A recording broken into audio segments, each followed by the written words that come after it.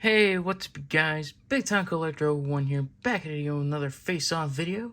And today we'll be taking a look at the Marvel Legends Spider-Man 2 Deluxe Venom versus the Marvel Legends Venom Let There Be Carnage movie Carnage.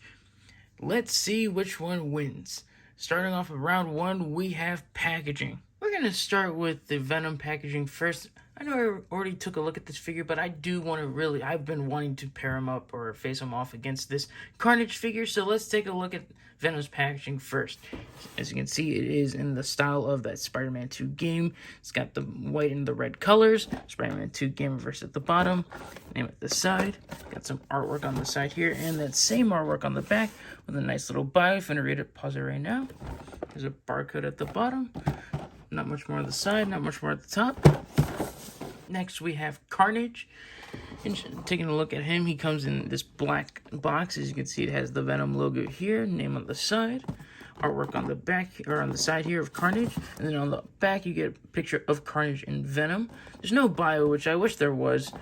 And then on the side, not much more. And then at the bottom, here's a barcode, not much more at the top. Both packages are very similar to each other. Both are stylized based on the source material they come from. But I have to give the win to Venom here. His packaging stands out much more, has more clear artwork of the character, and is informative with a bio on the back. So this round goes to Venom. And for round two, we have accessories. And boy, do we have a lot to talk about. Starting off with Venom, we'll be quick with him since we already took a look at him in a single review. But as you can see, out of the package, he comes with this grinning head and these two hands. As you can see, they're open. This one's more of a gripping gesture. And then you can replace those parts with this open head with the tongue out, which looks freaking dope. And then these two fisted hands. But this open mouth head has a special accessory that you can use with it. Comes with this clear saliva piece right here. Just weave it through the tongue and put it into the mouth like so. You want to make sure that the longer part here is at the bottom, and just like so, just put it in the mouth, and that is awesome. I absolutely love that. And again, it's removable, so you have more display options as well. And then lastly, you can replace his hands with one of this one tendril piece, which looks really cool. You can actually wrap it around a figure, and you can hold it up, and you can put it on either side, so that's really cool. Now moving on to Carnage. He comes out of the package with these two hands over here. As you can see, they're both clawed hands, which looks really cool. I really do like the hole in the hand. I really think that just gives it some uniqueness to it. But if you like, you can pop these out. And then he comes with this one left, like, bladed hand coming out of, like, the fingers. But then he comes with this big blade that you can put on either side, which looks really dope. I really do like it. And both can hinge, so that's awesome. Out of the package, he comes with this grinning head, which looks really good. I really do like it. It really invokes a classic Carnage. If you like, you can pop it off. And then you can put in this alternate head with his mouth open with the tongue out. I normally don't care for like a Carnage with the tongue out. That's normally like a Venom thing, but I gotta admit, this is such a cool looking head. Just look at that. But we're not done yet. He comes with these three peg holes on the back, and if you're wondering what those are for, you can plug in these tendrils, which looks really cool, so let's plug them in. And there you go, they're all plugged into his back. They don't have a specific spot for any of the peg holes, so you can put them in any peg hole you want, so you can get creative with it. As you can see, they all have like a different tip to them, but the thing that throws this over the top is they are bendy wire. That is so cool. Like, that is awesome. So you can get some wicked poses out of this guy. Just look at that. That is just awesome. That's just icing on the cake. All the bendy wire tentacles, and that is just awesome. Some do have rotation at the ends, like this one right here, and then this guy, but I think that's the only ones. But overall, that is awesome. My main complaint about these is that they're really back heavy. So they're going to topple the figure over. And they're also very hard to manage. But you just got to play around with them to find the right sweet spot. So that is just dope. Gamerverse Venom here comes with a lot of great accessories. Like the interchangeable parts and the tongue, or the saliva piece and the tendrils. It's really cool. I really do like all the playability you get here. But you can't deny the sheer amount of accessories that this Carnage comes with. All the bendy wire tentacles, all the, bladed parts, the alternate head. That is just so awesome. It's so much more fun to play around with the tentacles, and you got so much more options. So this round goes to Carnage. And for round 2, we have Paint and Sculpt. Starting off with Venom. Since we already took a look at him, we'll just take a brief look here again. As you can see, he's a 100% new sculpt. He looks really cool. I really do like how this Venom looks. Just big, bulky, and just overall, this is an awesome looking Venom. It's definitely a classic, more, normal looking Venom. It's nothing too crazy. Again, like I mentioned in my previous review, I do wish he had the white triangles or trapezoids behind the hand. But again, it's game accurate that he doesn't. As you can see, he has these clawed monster feet. And overall, it's just all black and white. So there's not much, interesting going on to it. But as you can see, it's just very nicely sculpted and painted. Now moving on to Carnage. As you can see, he is also a unique sculpt. But I really like the extra black paint on the front of the figure. It looks really good.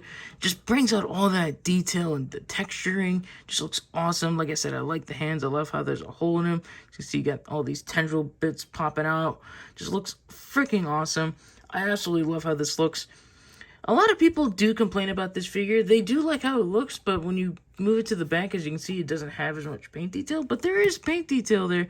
As you can see, it's got back on the forearms, back on the thighs here, and on the back here. But you can see most of it is left unpainted, and that's a big deal breaker for a lot of people, but for me, I don't really care. It's on the back, I display my figures facing forward. I mean, if I displayed my figures facing backwards, then yeah, I would have a problem, but overall, it doesn't bother me. I think this is just an awesome looking figure in general. Both these figures look really good. Both are newly sculpted and have all their uniqueness to them, but I can't decide which one I like better, so this round is a tie. Moving on to round 3, we have Articulation. Both their heads are on a dumbbell joint and can look up that much, with Carnage having the more range. And both can bury the chin with ease. And of course, both can tilt and rotate all the way around. Their shoulders can move up that much, with Venom having the edge. And while both can rotate all the way around, Venom has a butterfly joint, which is really cool. Look at the range on that. It's not a lot, but it still adds a lot to the range. Both have bicep swivel, double jointed elbows with really deep bends. Venom having the slight edge here. And the wrists can both rotate and hinge. And like I said before, but I will point it out again, the bladed hand here for Carnage does also have a hinge. Both have a diaphragm joint and reverse ab crunch. It's kind of hard to say who has the edge here. It's kind of even, and it's about even crunch back as well. But of course, both can pivot and rotate. Their legs can kick out that much, with Venom having a higher kick. Both have thigh rotation. Both have double jointed knees with an equal amount of bend. But Venom has a calf swivel, and then both their ankles can hinge down and up and have ankle pivot. But Venom has the added toe joint that can move up and even down. Carnage here has a lot of great articulation and also really good range. But Venom has the added benefit of toe joints and butterfly joints as well. So this round goes to Venom. Before we go to the final round, let's take a look at a few comparisons first. Measuring out Carnage, he comes to around 9 inches tall, while Venom comes to around 10.5.